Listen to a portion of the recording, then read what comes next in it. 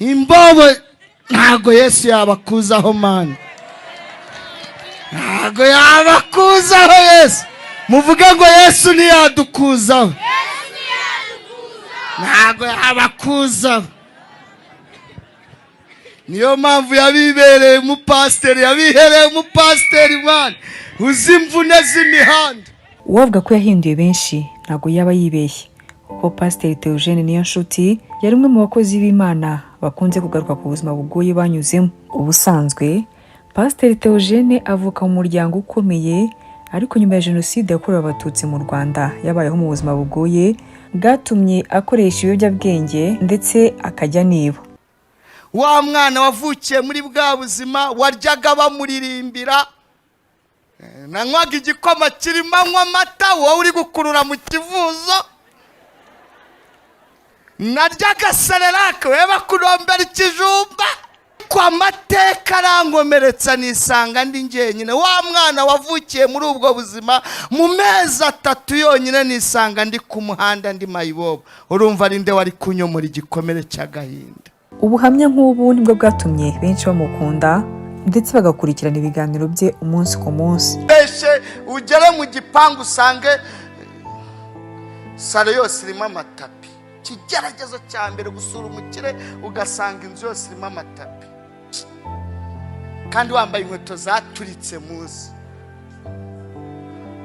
kandi usabwa kuzikura. Muzi system ni ukumanura n'inkweto n'isogisi biviramo icyari mwe, rero ugasigara ikigeragezo inzara ukagira ngo ziteye amahina, ukatabicaho bya niki wakora ngo unezeze umuntu. Iyo witonze baravuga ngo urirata, wavuga ngo wishyize imbere, wananuka ngo waranduye, wabyibuha ngo wayamaze. Niki wakora se? Uka! Amen. Uziyo ndi mu mujyi ndi kuganira n'abagenzi bati ndabona amasaha ageze nje gucyura abana. Nubwo atari la Colombienne ngiye kubacyura ari mu gasyata, ariko nta kiba.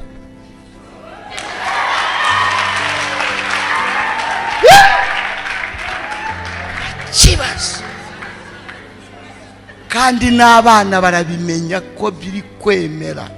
Uzi kuntu basohoka bagenda. Pasiteri Theogene ntawatinya kuvuga ko kandi yari umubyeyi wa benshi, kuko mu buzima bwo ku muhanda avuga ko yabayemo yagiye akuramo n'abandi bana benshi arabarira. Ugomba kubarema n'ibyiringiro. Imana yadukuye kuri iyi mihanda, yarangiza ikatugira abashoferi nabo byakwemera Mana. Imana yakunze abari mu isi cyane, yatumye itanga umwana wayo w'ikinege kugira ngo umwizera wese atarimbuka, ahubwo ahabwe ubugingo buhoraho. Kugira ngo nanjye ndimo batunkomeze, menye neza ko bigishoboka. Nanjye nahinduka Mana, yewe sinabyishoboza, ariko we washoboza. Mu mwaka wa 2003 Pasiteri Theogene niho yafashe umwanzuro wo kwakira agakiza, ari naho yagiye asubira mu muhanda agakora bamwe mu bo yahasize, abahindurira ubuzima, bamwe bafasha kwiga imyuga, abandi bafata nk'abana be. Mu nyigisho zuzuyemo gutebya ariko zifasha benshi, Pasiteri Theogene yakunze kumvikana akangurira abantu kuva mu biyobyabwenge, kuva mu muhanda ndetse no kureka izindi ngeso mbi, nawe ashimangira ko yavuyemo. Yesu ateze amaboko uri gusamba ngakuzura ubumuntu muzima. Yesu aragushaka, Yesu aragushaka. Nawe uyu munsi ni uwawe. Wisambira mu byaha, wigwa mu byaha, Yesu ateze amaboko. Urukundo nahuye narwo, Yesu ateze amaboko. Urabye muri Yesaya 57, kuko umwami Imana azantabara. Numva wacitse intege wisegure. Yeremiya 33 nabaza ndagutabara wereka ibikomeye biruhije utamenya. Nubona byakomeye wiyorose ikuvureri ivuga ngo nta jambo Imana ivuga ngo rihere. Uwiteka akuryamishe mu cyanya cy'ubwatsi. Nizo zagombaga kuviramwo aho ngaho se. Imbobo ntago Yesu yabakuzaho mani, ntago yabakuzaho Yesu. Muvuge ngo Yesu ntiyadukuzaho, ntago yabakuzaho.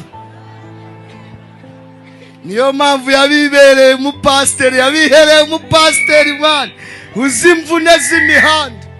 Pasiteri Theogene yakunze kumvikana mu buhamya bwe avuga ko Imana ihindura amateka y'umuntu igatanga ubuzima bushya.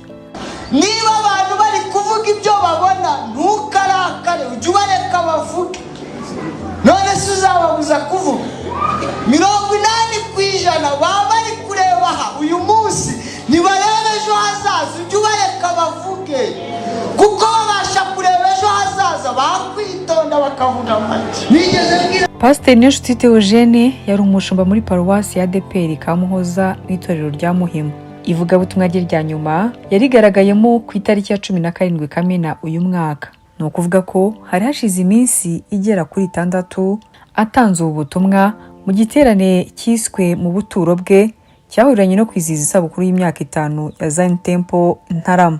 Ndanezerewe ku bwanyu mwese, umushumba abo bakorana itorero rya Zion Temple, abakristo mwese n'abaturage binaha ikaze mu mpaye. Nanjye ndabasengeye Imana izabamera ikaze mu bwami bwo mu ijuru. Amen. Bari baravuze ko ntazakura, ndakura. Bavuga ko nta bukwe nzakora, barambenga ndarambagiza mbona unyemera uraba.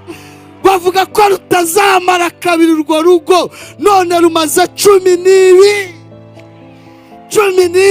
Bavuga ko ntazabyara. Mbyaye wa mbere mwita Pramedi, umugambi mwiza w'Imana.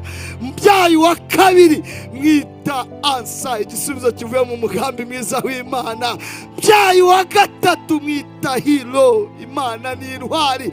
Mbyaye wa kane avuga ati Umva cya giti bari baratemye muri jenoside kirashibutse, abakobwa babiri n'abahungu mwita Shami.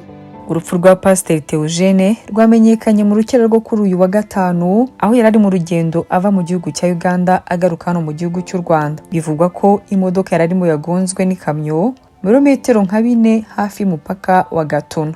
Ni inkuru yababaje abantu benshi, ndetse benshi babicisha mu butumwa butandukanye ku mbuga nkoranyambaga bavuga ko itorero rya ADPR ndetse n'igihugu cy'u Rwanda kibuze umuntu ukomeye.